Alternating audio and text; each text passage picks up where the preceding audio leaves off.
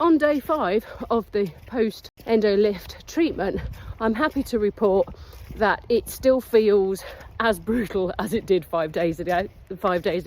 Now I've had a great weekend and I went to the gym yesterday, and one thing I can report is when they say don't exercise, I'd potentially listen to that, because what happens is when your heart rate goes up, you can actually feel it knitting. So I could feel it turning and knitting on my neck, and I could feel it contracting on my cheek.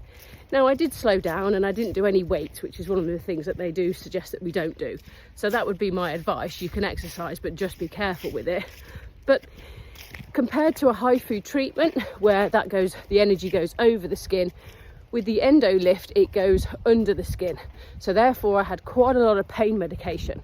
So when the advice is to, eat well and look after your liver and your kidneys, again, I would listen. So things like staying hydrated, I hear people go, oh yeah, I drink a lot of water. No, seriously, I had to have a massage. I chose to have a massage on Friday. I just felt bloated.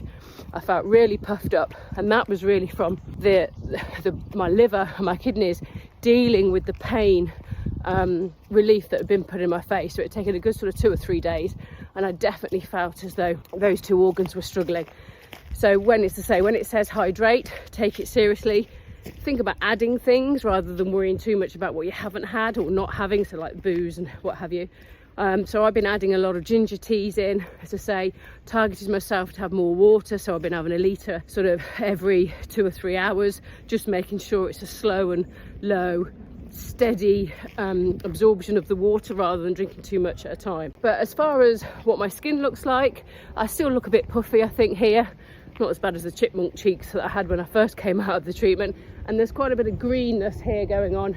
And this is numb. This is numb under here. So if you've never had any form of treatment, or you've never been under the knife, let's say, or no surgery, this will be quite a shocking treatment.